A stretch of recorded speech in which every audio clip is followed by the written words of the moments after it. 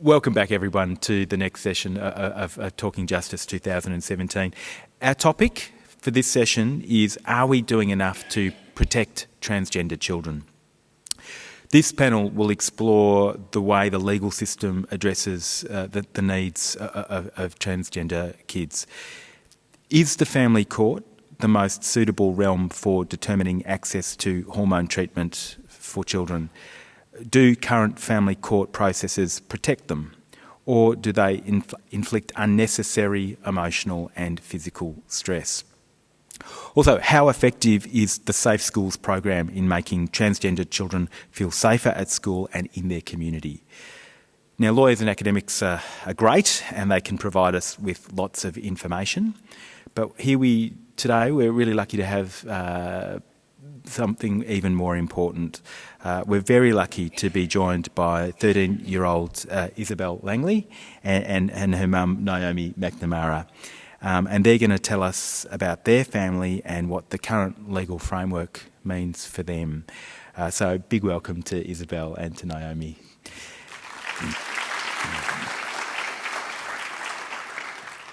Now, our first speaker is Dr. Fiona Kelly. She's an Associate Professor and the Deputy Director of the Centre for Health Law and Society at Trobe University Law School. Fiona's research is primarily on the intersection between family law and health law, and she has a particular interest with the regulation of assisted reproduction. But more recently, her research has focused on the role of the family court in medical decision making for transgender youth. So would you please welcome Dr. Fiona Kelly?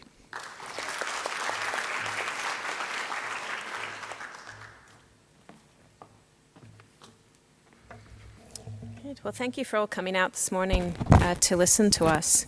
As Damien said, I'm going to be talking about the family court process that transgender adolescents need to go through in Australia to access hormone treatment. So at the moment, family court approval is needed for a young person to get access to what I will call stage 2 hormone treatment. And one of the questions that was posed for this session was whether the family court process protects transgender children or whether it actually inflicts emotional and physical stress. And I'm going to answer that question by drawing on research that I've done with families who have gone through the process or who are currently going through the process to hear what their experiences have been. I will give you a very brief background to the legal issues. And the medical context as well. So medical treatment for transgender adolescents and children is regulated by international consensus guidelines. There's a very rigorous process that doctors need to go through in order to diagnose what's known as gender dysphoria and to treat the child. Treatment occurs in 2 stages. Stage 1 is usually comprises the administration of puberty suppressant hormones. They're often referred to as blockers. And that usually occurs when the child is about 10 or 11 years of age, depending on their development. And in Australia, parents can consent to that treatment alongside medical advice, obviously. Stage 2 treatment, which usually occurs when the child is about 15 or 16 years of age, involves the administration of hormones, estrogen or testosterone, that then reflects the child's gender identity. And to access that treatment, stage 2 treatment in Australia, the parents need to seek family court approval. So usually parents can consent to their child's medical treatment. If your child has cancer, you can consent to chemotherapy, etc. But for this particular treatment, parents cannot consent. So in recent years, in the media, certainly we've heard anecdotally about the impact of this family court process on children, on their families, but there hasn't been any systematic research to determine whether what those families have talked about is in fact a universal experience. And so to fill this gap, I conducted an interview-based study with parents of transgender adolescents who had either gone through the court process in 2015 or who anticipated going through it in the next 6 to 12 months. There were a number of themes that emerged from this research. But the absolute universal theme, or the area about which the parents were in total agreement, was that the court process was unnecessary as well as deeply harmful to their family and to their child. The harms identified were multiple, but 3 emerged as strong themes. The one that really dominated the interviews was the psychological impact of the court process on the child, as well as the well-being of other family members. So siblings and parents were also affected negatively. So many of the parents recounted to me stories of increased anxiety, depression, and dysphoria as a result of the court involvement. In all instances, the court process took at least 6 months to unfold. In some cases, it was a 12-month process. And the mental health of the child typically deteriorated as that process went on. So as Jasmine, the mother of a 16-year-old, explained to me, I always said to her, look, it's the system. It's not you. You know, it's nothing to do with you. But as it wore on, and it was just this long timeline, and she's dealing with other teenage stuff, and she became depressed, to the point where I was actually concerned about her well-being and had to take her to hospital. A number of the parents also noted that even the prospect of the court process in the future was taking a psychological toll on their children. So Tessa and Neil, who had a 14-year-old daughter who was likely to apply for stage 2 treatment in the next 12 months, was also experiencing the stress associated with that possibility. So Tessa recalled a conversation in which her daughter expressed her anxieties around the upcoming process. This is what she said to me the other day. She said, I don't think my body actually belongs to me anymore. And that was pretty heartbreaking. Just through this whole process, that's where she's at right now. You know, her own mental image of a court case is To Kill a Mockingbird. I keep saying it's not To Kill a Mockingbird, but there's that sense that it's her own body on trial. The court process also took a psychological toll on the parents.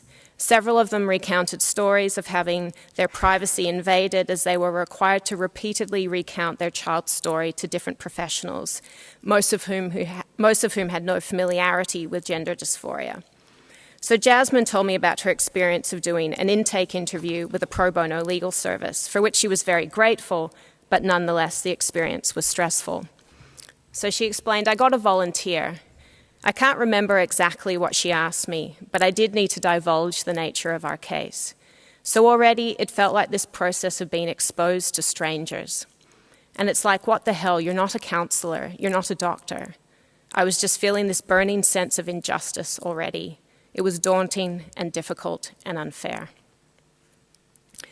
The second theme to emerge from the interviews was that the court process caused serious delays in the child's treatment, often jeopardizing their mental health and even compromising the efficacy of their medical care. 3/4 of the families were relying on the service of pro bono lawyers and were nervous about being too demanding. As a result, long periods of time often passed without any update on their case. 2 of the adolescents experienced a failure of their puberty blockers, making stage 2 treatment urgent. For one young woman, the delay was unbearable, and her mother, Pauline, explained, her medication failed and she went into full-blown male puberty in a very short space of time. I mean, it was just horrific and ironic that after 4 years of consistent treatment, we were back in danger of her voice breaking. My daughter went into this terrible dysphoria that she'd never experienced before. I'd never seen her that bad. Her voice is very important to her, and she told me that if her voice broke, she would kill herself. Desperate to get a court date, Pauline contacted her lawyers. It seems it takes a crisis to get people moving, and my daughter's elevated testosterone levels and her dysphoria, my head was about to blow off my shoulders with worry. I got on the phone first thing in the morning, and I'm not usually given to this, but I just wept. I wept, and I walked around the house in this howling state and waited for people to call back. Pauline's lawyers were able to get a directions hearing the following week at which the judge, recognizing the potential catastrophic implications of further delay, made an order enabling immediate access to treatment. The final theme to emerge from the interviews was that the court process placed an enormous financial burden on the families. The cost of proceedings was estimated to be between $8,000 and $20,000. Even with a pro bono lawyer, families often had to pay for reports as well as various court fees. A number of the parents also lost income during the lengthy court process because they had to take time off of work for various appointments, as well as to manage their child's deteriorating mental health. Susie, whose son was 12, was already concerned about how she would pay for the court process, particularly as she was separated from her son's father and anticipated that he might not be supportive. This anticipatory stress of the process was taking a toll on Susie's son. As she explained, the other night he came out of his bed crying and said, "Mum, what happens if you die before I go to court? How will I get this? What happens if something happens to you?" You know, he's aware that steps need to be taken and it costs money, and I guess he's aware that I'm his advocate. And what happens if I'm not there? For some families, the court costs were simply insurmountable. Pauline, who ran a support group for parents of transgender children, indicated that she knew some families who were simply waiting until their child turned 18 and could consent to treatment themselves because the cost was something that they could not bear. So this research suggests that the legal status quo is doing little to protect transgender adolescents and plenty to harm them. And at the moment, there is no end in sight. The Chief Justice of the Family Court, Diana Bryant, indicated in an interview in November 2014 that she would welcome a High Court challenge to the current legal position, though of course that would involve a family pursuing the matter to the High Court.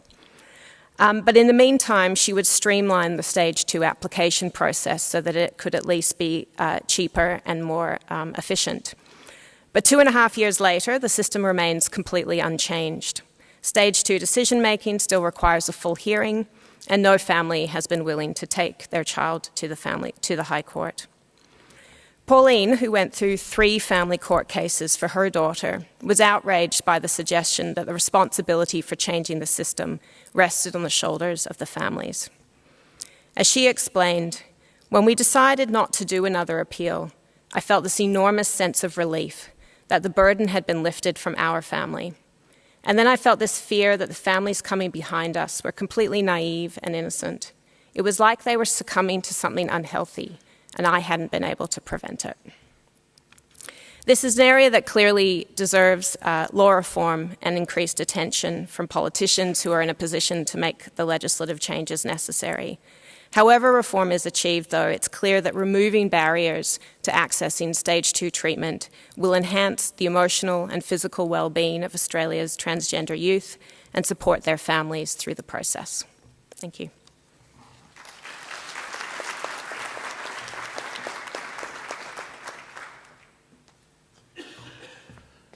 Fiona, thank you. Let's now hear what Isabelle and Naomi make of all of this. Isabelle is a 13-year-old transgender girl. She lives with her parents and her little sister Hattie in country Victoria, and she attends her local secondary school.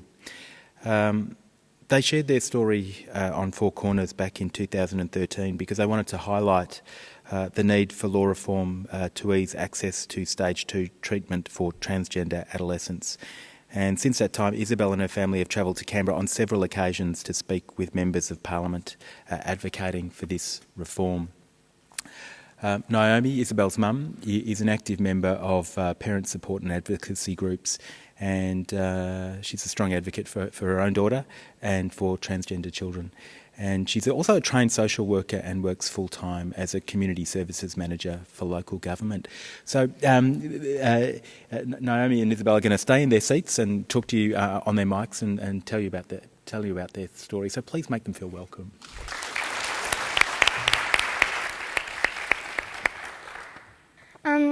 I just want to cover 2 main topics. For starters, I want to talk about how the need for people to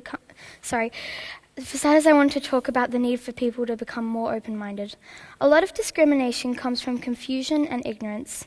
The main thing that is making the world unsafe for trans and gender-diverse children is ignorance. A lot of what has caused me and many others distress is as simple as people being curious but being very insensitive in how they go about it. The fact that someone is confused does not justify their stupid and insensitive questions. I would list a few examples of some of the things that people have asked myself, but just thinking about them is quite painful, let alone verbalizing them. I can only imagine what it would be like for other kids who live in less supportive communities and families. Ignorance is not bliss. It is hurtful and it is dangerous. People need to raise their children to be more tolerant and open-minded. We need to get kids to become more aware, watch more news and documentaries, spend time to explain to them and help to explain things for them, and how they should ask questions. We need to educate the community, particularly young people and their parents, because they could be friends and allies to gender-diverse children if they really understood and respected them. Secondly, I want to talk about how transgender children need to get family court approval to access stage 2 treatment. This can cause delays or prevent access to stage 2 treatment, which is causing a lot of distress amongst gender-diverse people. For the safety of trans kids, we must change this law. Right now, the family court gets to decide if we know what's best for us. I think some people are worried that a child or young person cannot fully understand whether they are transgender or not. I find it hard to understand why people think it is any different to them. We know who we are, just like you have always known who you are. We have had to do a whole lot more thinking about who we are than most others. Having to go to the family court to access the treatment we need feels really unfair. I have already been assessed. My family and doctors, and mostly I, know what's best for me. Overall, I think that the best way to keep young trans people safe is to educate the population and to make sure that trans rights are upheld to the same standard as anyone else. Thank you.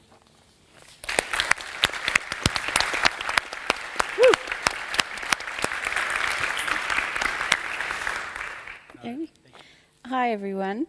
I guess compared to a lot of other kids, Isabelle has been really lucky. And the fact that I use the term lucky tells you that we're not doing enough to support and protect transgender children. Whether a transgender child's rights are protected and valued shouldn't be down to luck. It should be expected and it should be the norm. So Isabelle has a supportive family.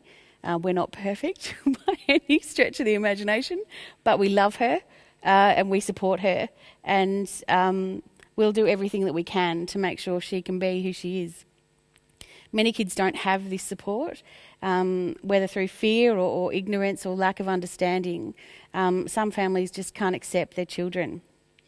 We're lucky that our family has the physical and the financial resources to make sure Isabelle gets access to the services that she needs. We can get her to appointments. We can make sure she gets the support and the treatment that she's entitled to.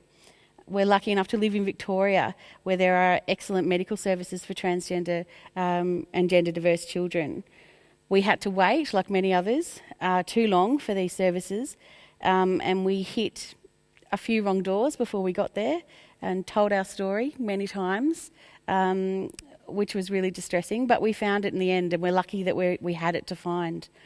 Many kids can't access this type of service and that level of expertise in supporting them to support their child.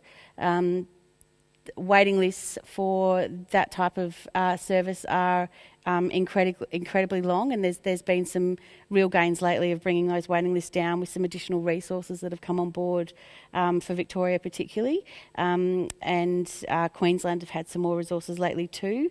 But families are waiting far too long, kids are waiting far too long in very stressful circumstances before they can access services, and many people are having to travel interstate to access the services that they require. Isabelle's lucky enough to have parents who have a level of education in their background, who have emotional resources that can help us advocate for her and build the networks that are required to ensure her rights are protected at school, in the medical system and within the broader community. Some kids don't have people around them who are in a position to do that. And that, I can only imagine how difficult that would be. We're lucky enough to live in a supportive community who have embraced Isabelle with little fuss. We've attended really supportive primary and secondary schools. however supportive they've been, it hasn't always been smooth sailing. Isabelle is like a reluctant pioneer. She is the first transgender student she was the only transgender student in her primary school and likewise in her secondary school. And as a result of that, she finds herself often in the role of educator, which is a real burden for her to carry. So I guess I echo hers, how strongly she speaks about the need to educate. It shouldn't be transgender kids and educating our society about what they're going through. They've got a role in that, but it shouldn't be their burden. So it's taken some time and real effort, I guess, to make sure schools we're on the same page, and we certainly feel that we are. We're confident and we in their ability to support and we trust them to be able to support her well, and they've proven that over the last few years, which is great. But some children and young people are not so lucky, or not nearly so lucky to have those types of schools available to them. They fight long and hard for their rights to be recognised at school. And the Safe Schools program is a vital resource for trans and gender diverse kids in our schools, and it is very much needed. So I guess I'd like to say, even with all of this luck, all of the luck that we have, the privilege that we have, with all the love and support and encouragement Isabelle has, she's still really vulnerable, and that's really scary. I can't take that away. The impact of moving through a world that doesn't quite get you is huge. Having to continually explain, justify and even defend your gender identity is really hard. And I worry about the effect that has on her and how she sees herself in the world. As a parent, it's hard to see your child go through pain and distress. It's hard to just sit with it when there are some things you can't change and you can't make better. You want your child to know how wonderful they are, but there are so many messages, both subtle and those that are not so subtle, that make them question their place and their worth within society. So when faced with the question, are we doing enough to protect transgender children, I think the only answer right now can be no, we're not. We're living in a society where, as Isabelle and Fiona have covered, young people are still required to go to family court to get treatment they need. It's ridiculous. We're in a society where the value of a vital program like Safe Schools can be called into question, and that gets real political traction. That's scary. We're in a society where right-wing, religious fundamentalists like the Australian Christian Lobby and their views on gender diversity gets traction. That's really scary. I think we've made some good progress. I think there's been some real setbacks recently, and there's still a long way to go. But I'm hopeful that we'll keep doing better by transgender children. And I think we'll do better because of the incredible work that so many wonderful advocates do, like Fiona and Ros. We'll do better because of the support and experience that is so generously shared by older generations of transgender people. And we'll do better because of the brave, articulate and awesome kids like Isabelle, who take the opportunity to share their story and advocate for a better, safer and fairer world. Thank you.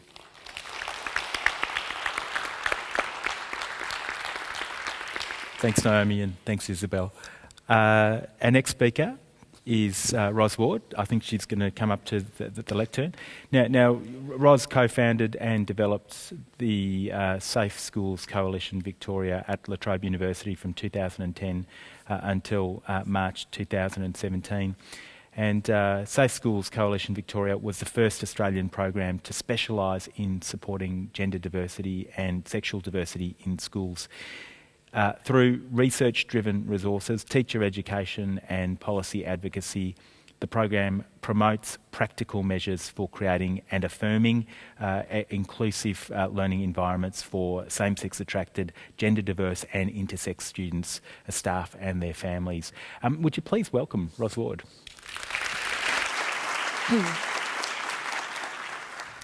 Well, thanks for inviting me today, and really, I feel like the question's already been answered, the fundamental question of this panel by the speakers and it's particularly great to have the voice of a young person who has lived a lot of these questions personally, and quite often we don't have that in the discussions around what's going on to support transgender children. We don't actually hear their voices, so it's really great that today we get to do that.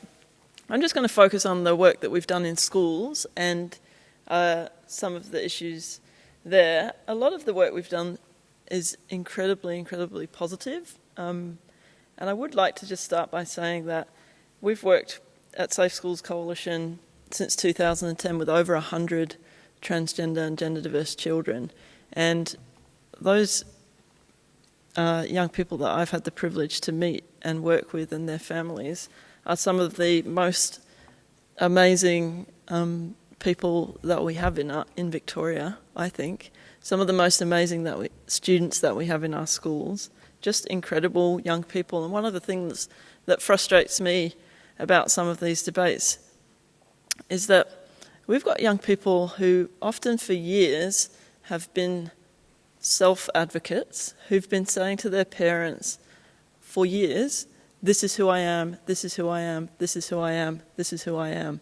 They've developed skills, they've developed language, they've developed a real resilience that they've had to find of their own, a determination, a persistence, strategic ways of going, okay, they're not listening to me now, I'm going to try talking about it a different way, and maybe I'll try talking to my friends about it and see how they respond.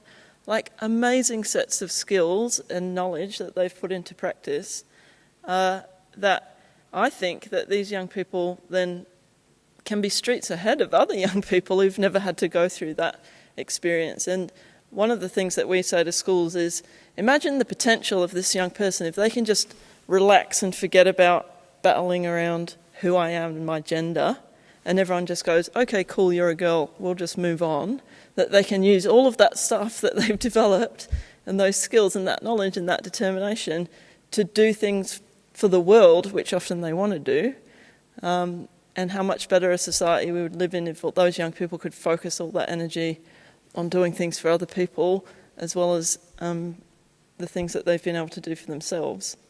So it's kind of like, how can we unleash the potential of all these amazing children and young people by just doing really very simple things around them in their lives, just to say, yes, I agree with what you say, who you say you are, and that's pretty much it. That's pretty much what Safe Schools Coalition does. Really, in practice, is to transition everyone around a young person to know who they are. And that's really the hardest transition process. In a lot of ways, is what goes on in other people's minds around them. So schools have to transition to be able to support a young person to affirm, really, who they've always been and who they've always known that they are.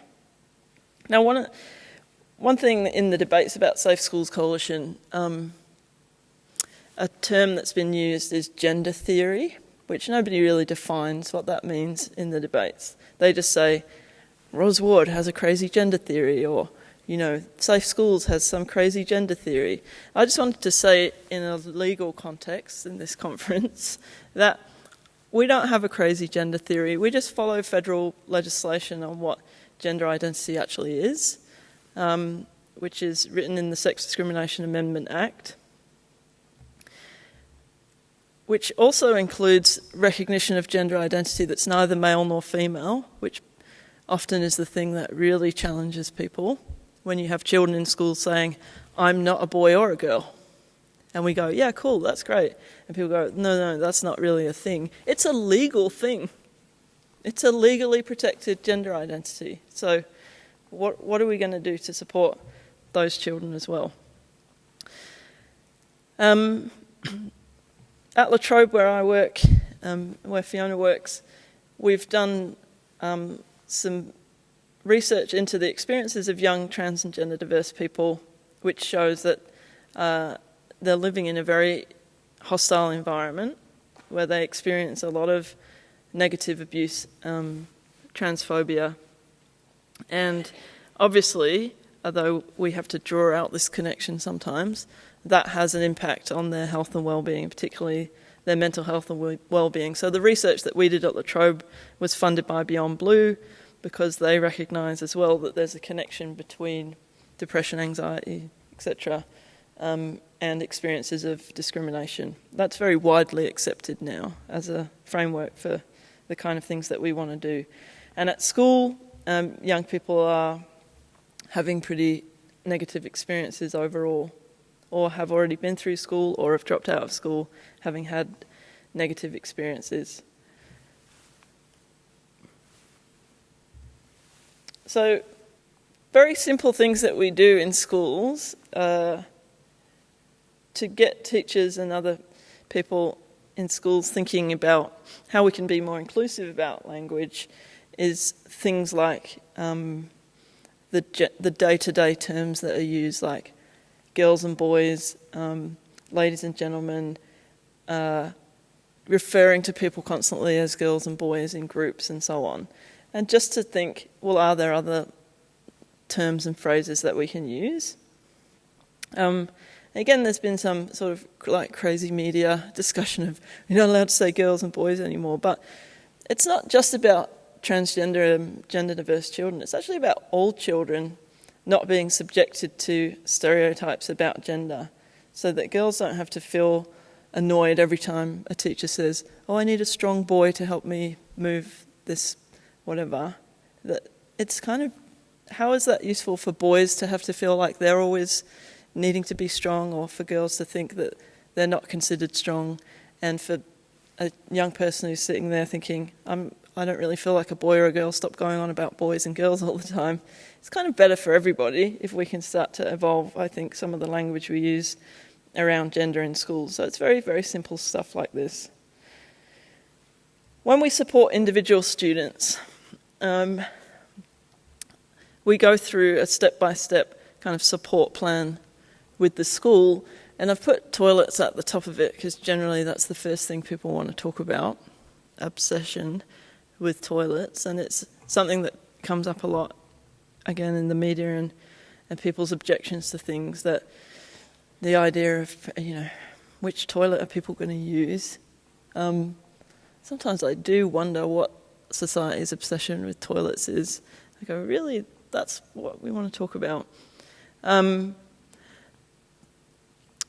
And often we just have to say, put things in very simple terms like, well, this student is a girl, so why is she using the girls' toilet?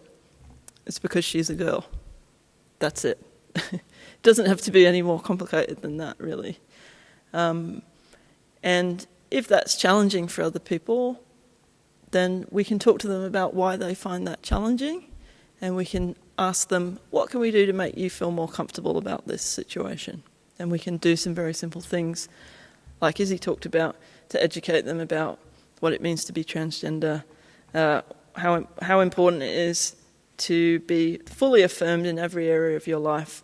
Otherwise, you don't feel like people actually do accept you.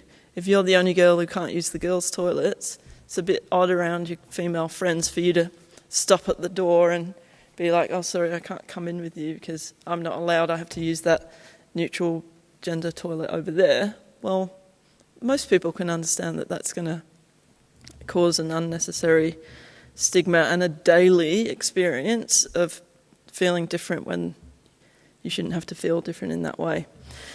So we also look at things, practical things that are often gendered quite rigidly in schools, like uniforms, the suggestion that you could just have a uniform policy that just says all of the different things that are in the uniform, and if you're wearing those things, then you're in uniform. Seems groundbreaking to some people, but to me, really seems very simple. And often we get a response of things that are traditional or how they've always been done, and I think it's worth asking sometimes, like, what's the inherent value in tradition in this case of boys have always worn this uniform and girls have always worn this uniform at this school for however many years. It's tradition.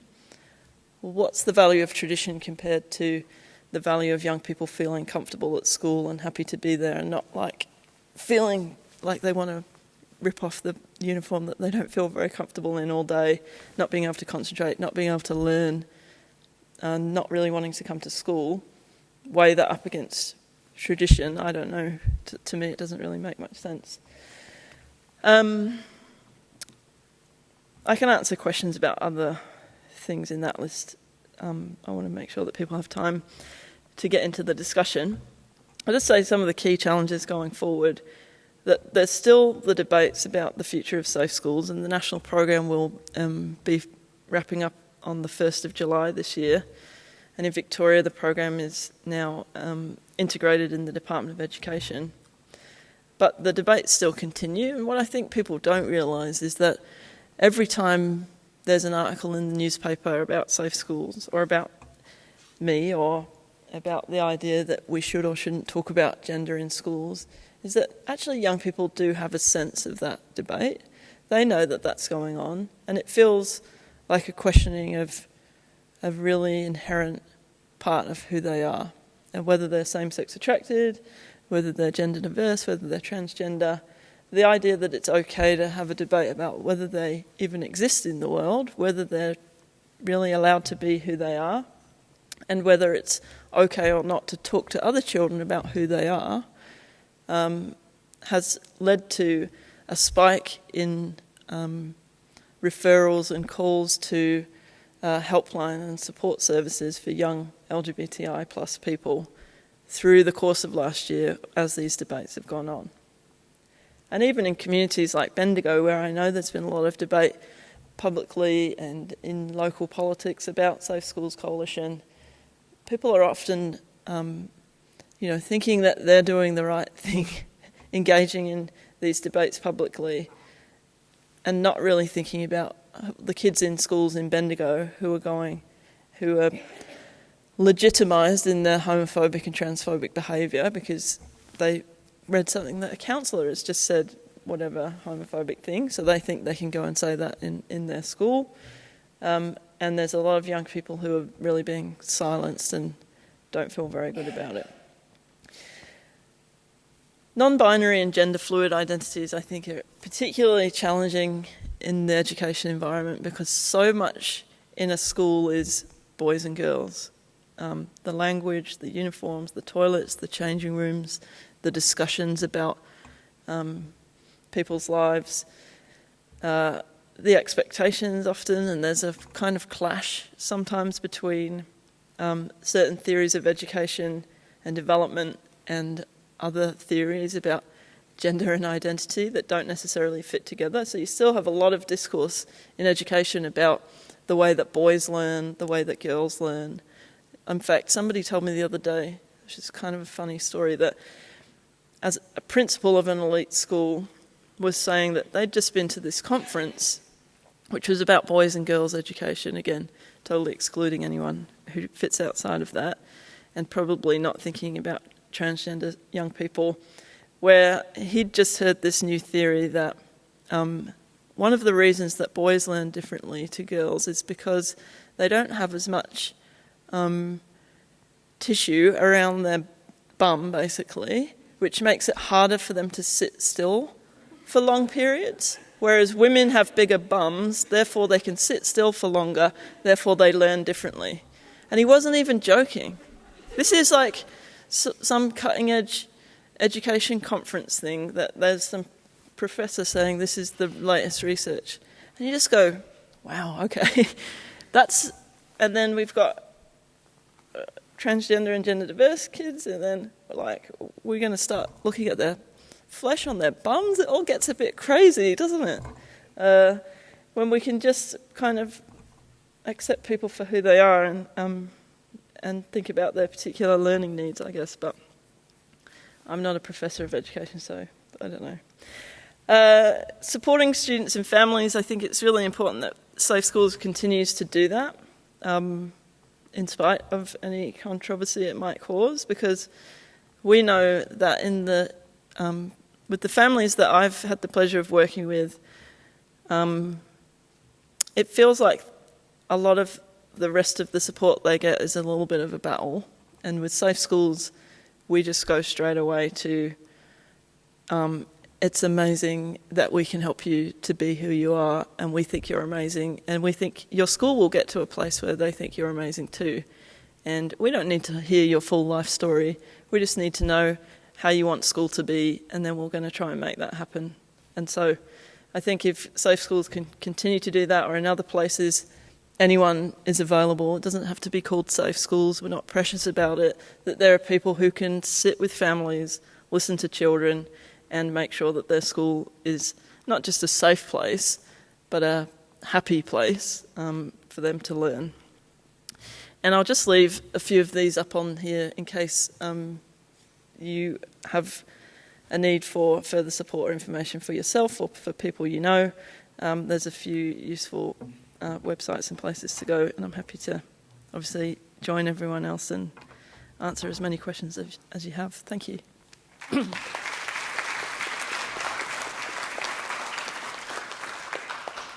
Ros, thank you. That's fantastic.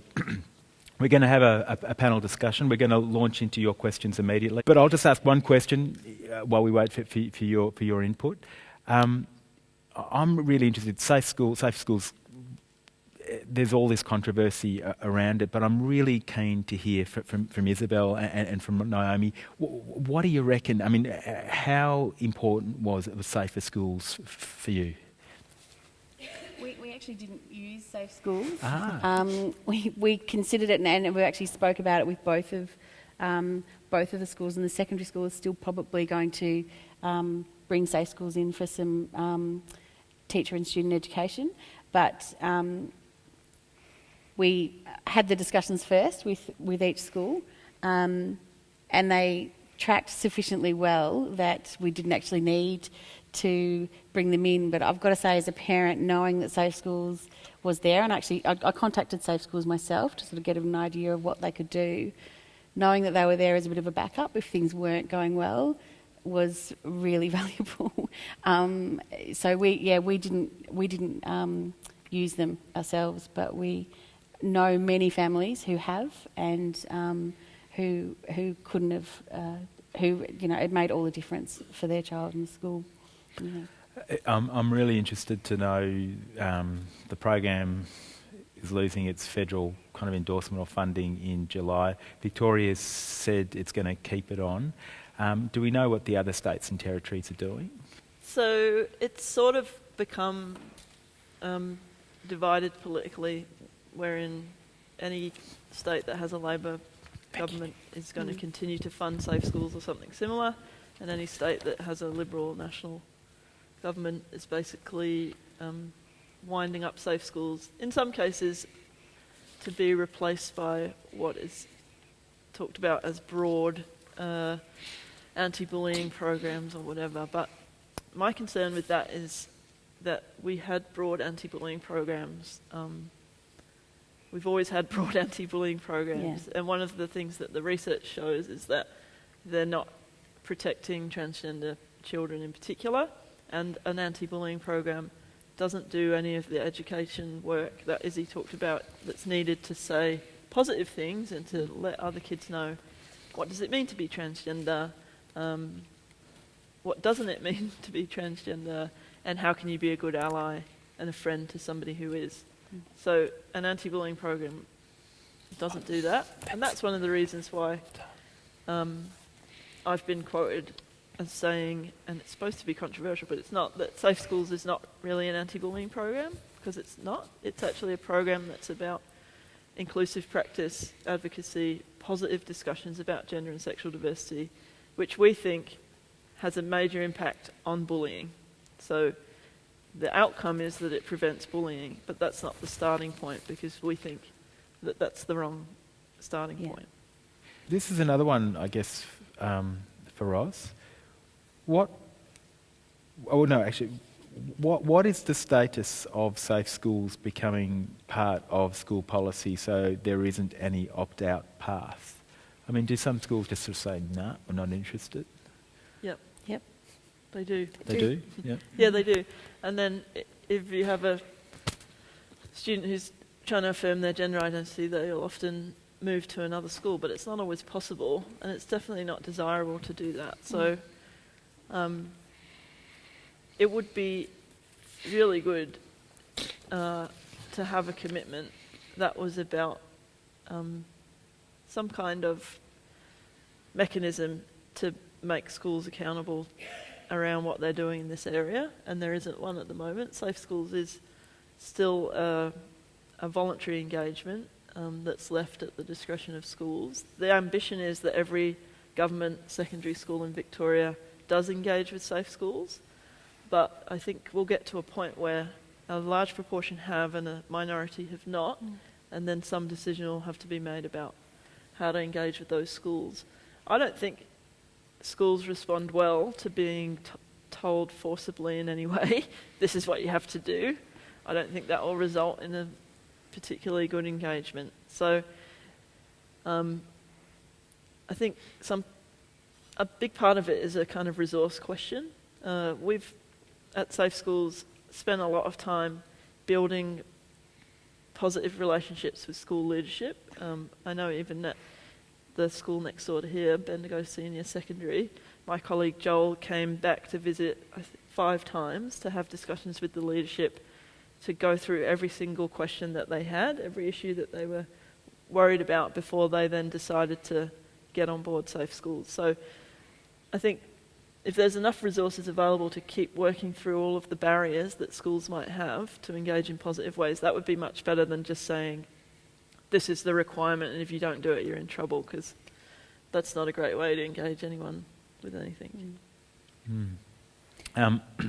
Okay, if you have schools which aren't coming on board, this is a really tough one. What are the legal options that exist for gender diverse kids when they have non-supportive parents? This must be a very difficult situation for in people. the family Where do you court start? context. The child, we do have one case in which the child has brought the application to the court himself and was successful. So this was a young man who was an international student in Australia, and so was living with extended family members and was able to still pursue family court treatment. So it is possible, but obviously it takes a very resilient child who is able to tap into legal resources. It was in Victoria where we have a pro bono legal service, Justice Connect, that we're able to act for him. The other difficult situation is where one parent agrees and the other parent opposes it. Right. And so in that case, again, you have an initial determination around the best interests of the child and decision-making in the kind of traditional custody type context around medical decision-making, and then you would proceed to the family court case around treatment. But it poses a big issue. Although, interestingly, the Royal Children's Hospital in Victoria has worked very closely with a number of families where one parent disagreed and has been able to persuade them over time. So a lot of people, when talking about this issue, say, well, the best thing is to not have treatment and ignore the risk of not having treatment. So if we just wait until the child's older, they can consent later. But the risk of not treating a child is very, very poor mental health and an increase in things like suicide attempts and self-harm. So the option of not treating needs to be fully understood, what the risks associated with not treating are. And that's often what is persuasive to that parent who isn't willing to consent. And Fiona, you've written about the risks of self-medication. If the doctors and everybody else don't create pathways for people, there are real risks along those lines. Yeah, so there's certainly stories, again, within the support groups in Victoria of young people who have purchased hormones online. Testosterone is very easy to get, largely because of the gym industry, so men who would buy testosterone anyway. And so it's been bought on the black market, but without any medical oversight in terms of how the child is administering it and how big the dose is, and no medical oversight of the risks associated with that. So some families are in a sense, forced to turn to that black market. And then a lot of families, particularly those who can't afford it or who live in remote rural areas who are not able to access treatment, they simply wait until the child's 18 and can consent themselves. And the risk with that is that being on hormone blockers for that length of time does have health consequences. So it can reduce things like bone density for that young person. So it's not a good idea to remain on blockers for that long. And just from a school perspective on that, where parents disagree with a gender affirmation process, the Department of Education has recognised, I think, the risks associated with non-support, even on a social level, well, especially at a social level really, but to include in the gender identity policy a section which states that if basically the parents disagree and you can consider the child to be a mature minor, then you should support their gender affirmation at school, even if the parents are saying, no, we don't want, don't call them a boy, they're a girl, and you consider them a mature minor, they're very clear about the fact that they are a boy, that the school should actually affirm that and continue to treat them as, and affirm their male identity even if their parents are saying no.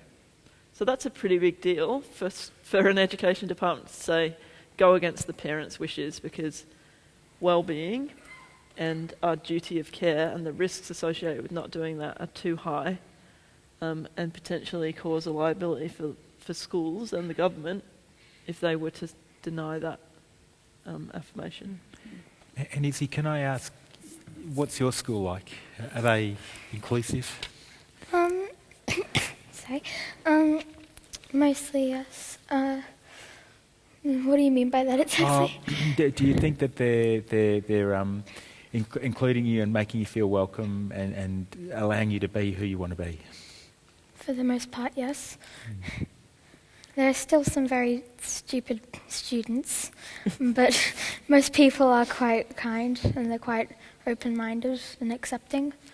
And do you think the school is working with the people who need to be worked with, which are those students? Yeah, sometimes it's a bit difficult to, they have to be very persistent with working with them because they don't usually get the message until maybe 5 times. I don't know, they take a while. They don't seem to listen too much, but again, most of the time when people are being a bit ignorant and a bit silly, 80% of the time it is, as I said before, it's just people being curious, but they don't know how to ask a question properly, and they end up asking very rude questions, and they seem to think that it's okay to ask a transgender person what they have in their pants, but it's not okay to ask someone else what they have in their pants. Absolutely. Which I find a bit strange. So it is all about us all working to understand, isn't it? Like everybody just needs to be on a learning curve. Yeah. Got a few other questions, and one's about schools here in Bendigo. This one says, several schools in Bendigo have stated that they are already sensitive to gender diverse students and do not need a specific program such as Safe Schools. Yet they still retain gender-specific uniforms, etc., etc. What would be your response to these claims?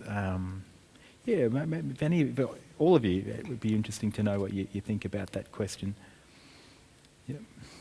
Izzy, do you have a... I think that's a bit of a silly claim if they're still having such binary terminology and uniforms and toilets and all of that, because if they're claiming that they're completely open to gender diversity, non-binary, trans, all of that, then they wouldn't still enforce such binary rules in such a way that they seem to. Naomi, Fiona? I guess I'd just think I'd like to think if I was sort of in the leadership team of a school, if something's being offered free of charge that is going to improve my teaching body and my student body's knowledge and understanding of the world, why would I knock that back? Why would I actually be resistant to that? So I find it strange. I find it strange. I think it speaks to people having a really a misunderstanding and there being a bit of a broad misrepresentation of safe schools and what it's there to do. Yeah. Yeah, I mean, my response would be that while senior leadership might say that, I think what came through in the interviews that I did, safe schools was mentioned in every single interview I conducted. The parents were so grateful to have safe schools. And what they found from individual teachers was that the teachers often had stupid questions. They had those ignorant questions, and they wanted a place in which they could ask them and know what the right answer was and to understand what being transgender was. And so safe schools gave them that opportunity internally to have that conversation before they then went out into the school community and confronted questions that came from the kids, that came from other parents. So it was that level of preparation behind closed doors that they saw as really, really beneficial. And so a school might say, oh, we're very, we have transgender children, or we're very open to these issues, we're an inclusive environment. And a lot of schools will say that, and a lot of schools are, on the surface, inclusive. But this is an issue about which people often don't know very much and don't know how to address those difficult questions. And so Safe Schools prepares them for that, so that there can be a united front when they then go back out into the school community. Or often they have a sense of what they think is best for a child without listening to the child. So even around the question of toilets, like, oh, well, if there are going to be issues with other kids, surely it would be safer for you to use the toilet by the nurse's station or whatever, because then, people won't be asking you questions about it, and then they won't feel uncomfortable and you won't feel uncomfortable. It's like, wait, you can't tell someone they won't feel uncomfortable. Have you asked what would make you feel more comfortable? And, 99% of the time, if you say genuinely, without thinking about what's easier for other people, what would you want? What would you be more comfortable doing? They will say, oh, well, actually, I would much prefer to go to the girls' toilets, but I know it's a hassle and I'm sorry, and I can go to that other one. So these kids are very generous about working around other people's feelings a lot of the time, when actually they shouldn't really have to be, because we can work with other people's feelings, because they're just about their feelings and their understanding of stuff, which is something we can have positive discussions about and learn from and engage with. Whereas a kid not going to the toilet or feeling terrible every time they do is a much bigger health and well-being problem. Yeah. Like biological problems that are associated with not going to the toilet, physical damage that happens, the mental stress of that every day, compared to a passing thought of somebody like, oh, that seems a bit weird to me, whatever, and we're more worried about that. Anyway, that was slightly off topic. But with the schools who say we're already doing stuff, my response previously with Safe Schools was, fantastic, then you should just be a member so that we can share the great stuff that you're doing with other schools. Why wouldn't you be if you're already doing it? We'd love to hear about what you're doing. We'd love you to be part of the program. You might not need to have the staff training or access our resources very much, because you might be able to share stuff with us, but why not be a part of it to be able to then have a positive impact on other schools around? And there's a big part of it where students know now if their school is a member or not. That has an effect on them.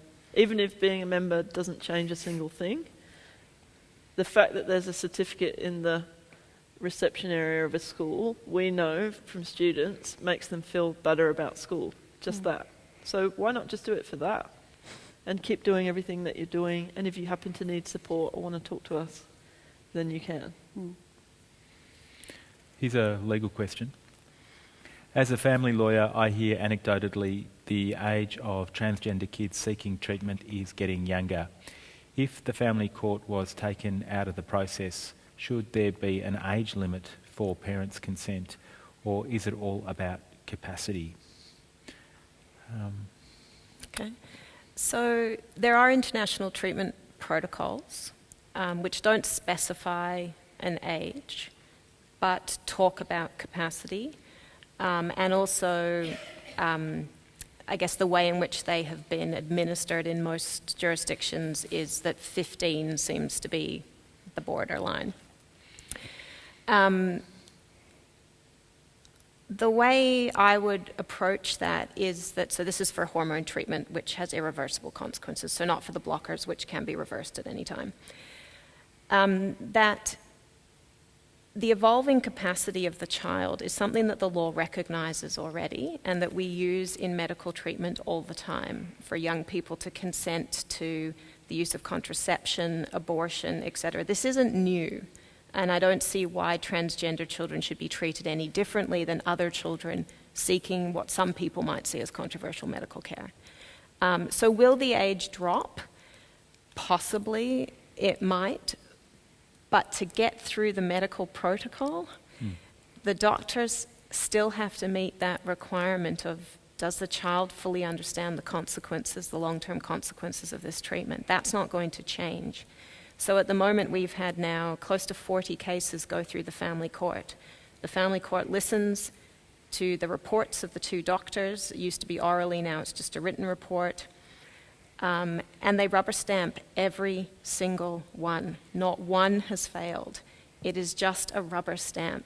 So if it was doing some kind of detailed analysis, although I don't know how it could because the judges are not medical professionals, but if there was some kind of detailed analysis going on, then maybe I would feel that it had a place, but they're just rubber stamping the medical decision. And we're the only country in the world that requires this. And there's no catastrophic consequences in other countries with, 10-year-olds having, taking these hormones. So I don't share that fear, and I'm not sure why we should be treating these children differently from any other group of children seeking medical care. Just another brief response, if I can get from you. As I understand it, you talked before about hospitals, and the hospital in Melbourne being, you would say, very switched on about these issues. I understand that there are different cultures in different hospitals around the country, and that is actually impacting on people being able to go to the family court. Can you just comment very briefly on what those different cultures are, where they are, and then we might move on? I mean, a big factor in it all is resources. So we have a gender unit at the Royal Children's that also just got a $6 million increase in its funding. So it's able to kind of provide this extensive treatment. You've got other states or regional centres where there's literally no facility whatsoever and no expert. So we had a recent case in Queensland where the psychologists who provided the reports had virtually no involvement with transgender children before, and so came up with some quite bizarre reports. So it's not so much a cultural difference, it's just the frequency with which doctors see transgender children, their own views about capacity that can affect what they write, and a huge lack of resources that really has an impact. And if you don't have that medical support, then you can't proceed to the family court. Here's another question. Is Safe Schools going to be implemented in primary schools? Would it be more beneficial educating children at a younger age to allow them to be more open to transgender children? Be keen to hear from all of you again on that one. Safe Schools already works in primary schools. Does it? Okay. Yeah, well, there you go. Does a lot of work in primary schools, Yep. from what I understand. Yep. Yeah. We do, but in the debates has been one of the more controversial things, and having newspaper reporters following me around to go to primary schools to talk to some grade 3 children about someone in their class who you've known as a girl, but actually he's a boy, and with the teachers explaining some of that stuff. It's kind of like, if only people could come into the classroom and see the conversations that we have and how children in primary schools respond, I reckon many more people would say, well, this is the place to have the discussion. This is the place where they already have developed a lot of ideas about what it means to be a boy or a girl. And also, the younger they are, the more they just accept and get on with, like, oh yeah, well, he's always seemed like a boy to us, cool, whatever, like, what, can we go out to play now? You know, like, Yeah. it's pretty simple. And then they have an understanding straight away that from that point on, oh yeah, I knew somebody who, when they were born, they said, you know, that he was a girl, but actually he always felt like he was a boy, and so he's a boy. No big deal. The anxiety seems to be that somehow you going onto the school grounds is going to trigger some kind of person to spiral into a path that wasn't perhaps their path. I think that's the anxiety. Is that what the sense you get? Yeah, like, can you imagine? I mean, as a parent, like, you could talk about this, but like the idea that some kid in a primary school is going to be like, well, this sounds really cool, being transgender, where everyone's going to ask me all these questions and blah, you know. Yeah. Like, That just doesn't happen. So much fun. yeah. Yeah, like it's not something that people actually actively choose either. Like it is something that, you know, you feel and yeah, whether you are told about sort of you know, gender diversity in all of its forms, if that actually helps somebody make up clarify their thoughts about themselves, then they're fantastic. If they get that clarity earlier in life, then I think that's a fantastic outcome. Yeah. Why struggle? Why have that person struggle longer than they need to? But it's about just, I guess, providing the opportunity for people to know more about their peers and to be able to accept everybody and to embrace diversity. It's wonderful. Diversity is fantastic. It's a really important part of our society, and it scares me that we seem to be heading in a direction where we're moving away from that acceptance of diversity. I feel like we're going backwards.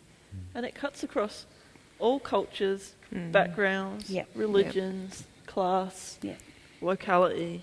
There's not like just this sort of outcrop of transgender children in the northern suburbs of Melbourne where it's like this trendy thing or something. Like, there are trans kids all over Victoria, all over Australia, all over the world, who are from all different faiths and backgrounds, and their parents are not expecting it. They've done nothing differently to other parents, and their kids are just who they are. Yeah. And that's it. So that's not going to go away. So do we look after transgender children or do we not? And Isabelle, you reckon that kids can have these conversations at primary school level and it's a good thing? Yeah, well, the younger they do it, the more they'll understand it. They'll think it's more normal, I suppose.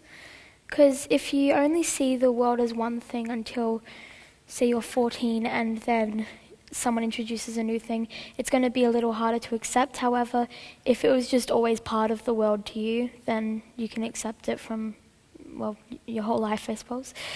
And, I don't know, makes it a bit easier. And also with the people maybe clicking in their heads after they hear it, thinking, oh, maybe I should be transgender, and thinking it's some kind of a choice or some kind of attention-seeking method. It doesn't really work like that, I suppose, because if they did that, they're going to end up miserable and they're going to turn back anyways. So if they actually are transgender, they'll be happier that way and they'll stay that way. If they're not transgender, it'll end. It'll just be a phase. But that very, very rarely happens, from what I've heard. And yeah. Do we have any figures? Is this a phenomenon or is this just total imagination? This idea of people going through a phase.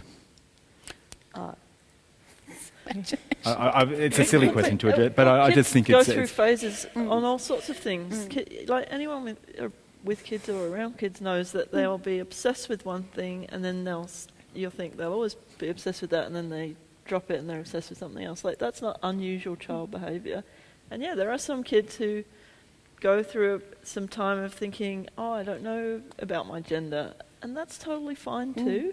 We can all have different experiences and different thoughts about stuff. The thing that we want to do is just to make sure that whoever kids say they are, they feel accepted and affirmed in that. And if they say, even if they do say, I'm a boy, I'm a boy, I'm a boy, and you go, yes, great, great, great, and then they say, no, I'm actually not really a boy or a girl, and you say, great, they're going to have a good time and they're going to be happy. The moment you say, no, you're not, you're wrong about yourself, they're not going to be happy. That's it, really. I'm not quite sure I get this. Thoughts on intersectionality of gender diversity and disability in schools? I think I get it. Yeah? Well, we've worked with gender diverse and transgender students in specialist schools that work with students with learning disabilities. Yep. And I think one of the things that's coming out in research that's very contemporary is a connection between higher numbers of gender diverse and transgender young people who also are on the autism spectrum.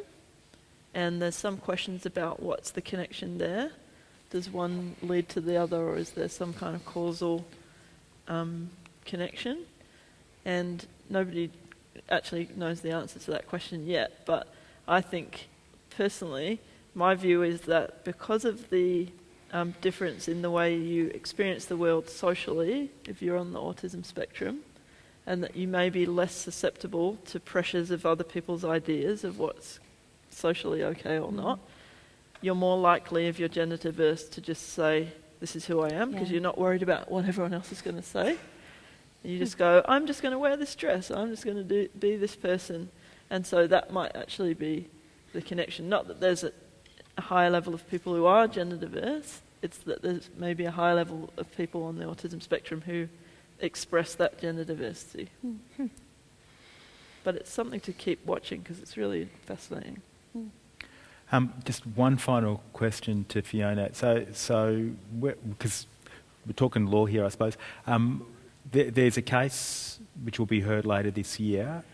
What's that going to look at, and how might that change or move the status quo? Okay, so this is a case that's come out of New South Wales. It's called re Kelvin. You can look it up. So Kelvin was a child whose treatment, stage 2 treatment, has been approved, but has done what's called a case stated, which is, and the judge had to agree to it, to basically say to the full court of the family court, which is like the appeal court, to say, we'd like you to look at this issue again, and in particular to determine whether stage 2 treatment is what's called a special medical procedure. So parents can't consent to special medical procedures. Usually they are things like the sterilisation of an intellectually disabled child, or a parent who wants their child to, say, donate an organ to a sick family member. So these are all procedures where the parent's interests might conflict with the child's best interests. And in a decision in 2013, re Jamie, the family court held that stage 2 treatment is a special medical procedure, largely because it's an irreversible procedure, which is often a feature of these cases, and therefore requires family court approval. I'd say there's almost universal consensus amongst family law academics and quite a few family lawyers who work in the field that the decision in re Jamie is legally wrong, that it applies this special medical procedure rule incorrectly. And we now have a lot of family court judges who have also said it's wrong. So they've said, I approve this treatment, I'm bound by the decision in re Jamie, I've got to follow these rules, but I think they're wrong. And so what re Kelvin will do is allow the full court to determine whether they made the right decision in re Jamie. So is it a special medical procedure or not? So is it possible, as a result of this case, that the system will change and people will no longer have to go to the family court? Yes. So there could be big change on the way at the end of this year. Yeah, so we're all waiting to see. It hasn't been listed. We don't know when it will be heard yet, but it will be sometime this year. And if the decision is the opposite, so this is not a special medical procedure, family court approval is not needed, it would end this overnight. Before I let you go, I really want us to say a big thank you to Isabelle and to Naomi and to Ros and to Fiona. So thank you very, very much. It's been fantastic.